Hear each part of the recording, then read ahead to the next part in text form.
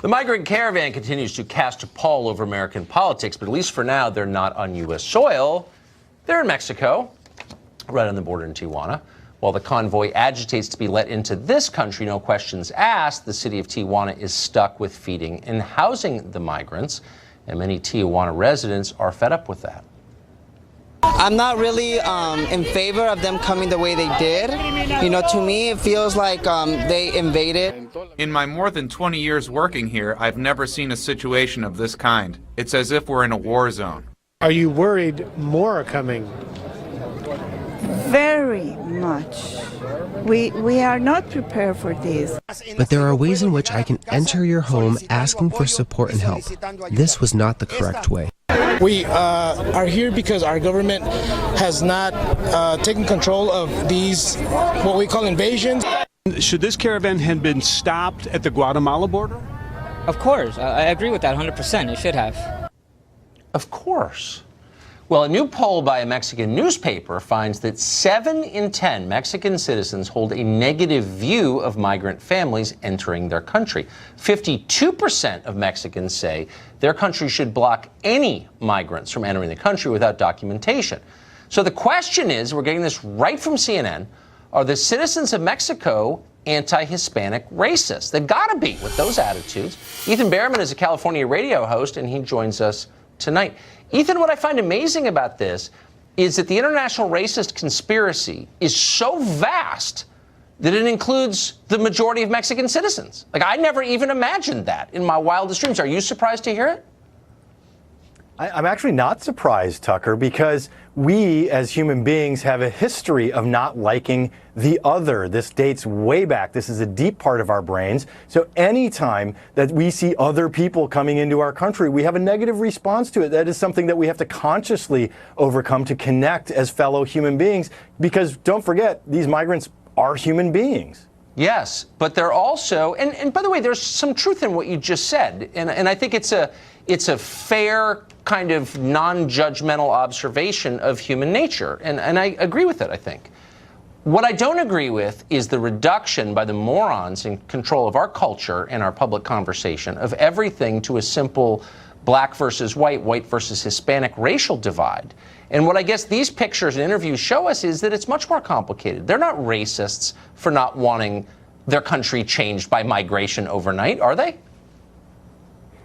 No, that doesn't make them racist. But again, I mean, so Tucker, we don't live on the savannah. We're not cavemen anymore. So we shouldn't give in to those deep base feelings that are in what some people call the lizard brain part of our brains that are there that say anybody different. We had to live that way tens of thousands of years ago to protect ourselves.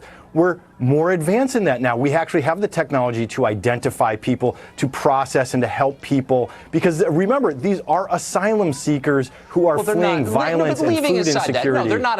Okay, first of all, they're not fleeing a war. If they qualify for asylum, that means that every person in the nation of Honduras, by definition, qualifies for asylum, which is, of course, insane. But that's a separate debate. I'm interested, though, that you're giving the residents of Tijuana every benefit of every doubt. And you're saying their atavistic instincts are welling up like all peoples would, and I get it. That's basically what you're saying. And I appreciate that you're saying that. I've never heard any liberal say that about American citizens who say, wait a second, my country's totally different. Racist, shut up, bad person, Klansman. Why don't we give our own people the benefit of the doubt in the way that you're giving the residents of Tijuana? Well, interestingly enough, Tucker, you and I have had similar conversations about people here in the United States before. And again, what I appeal, though, is for us to not just give in to those base instincts. Even here in the United States, we need to remember that these are human beings who deserve our care and our treatment as fellow human beings, so we don't just demonize them and say, oh my gosh, they're invading, because they're not necessarily invading, they're fleeing. And yes, by the way, they are fleeing what is essentially a war when MS-13 has taken over countries like El Salvador and dominated huge swaths of that country. That is like a war zone. Okay. But they also have a point of view, and you're acknowledging for the first time in the immigration debate that the other side needs representation as well. Their lives are being changed, are being affected. It's costly. it's chaotic. Like, they have a perspective that we can't ignore by dismissing them as bigots. You're acknowledging that. And I'm saying, why can't we afford that same presumption of decency to American citizens? It's not just that they're irrational. When 1 million new people come in every year, when you've got 22 million undocumented in your country, that has an effect on you. It's okay to be upset about it, isn't it?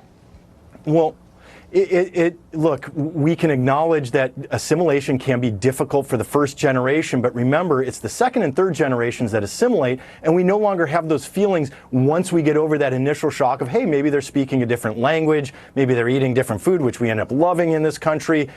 These are things that we can't give into that base instinct. And yes, we are a much bigger country that's much more economically rich. We have more resources available to help people, and we have to remember to help. True. I think actually we're basically a broke country that thinks it's still rich, sort of like an aristocratic family in decline. We don't know how rotten the foundations are, but whatever, separate conversation. But will you at least concede that decent, this is all I want from this conversation, that decent people can look at mass migration and say, you know what, I'm not into it, I don't like it, and that doesn't make them bad people? It doesn't make them bad. And again, I just want to say that we can't live our lives, we still live in caves and we're tribes on the savannah. And so I say we have to rise above that. It doesn't make you bad that you have that base instinct. But if you just give into it and stop there, you've stunted your own growth. And I don't think that's healthy. To be continued, Ethan Behrman. Great to see you. Thank you. Thanks, Tucker.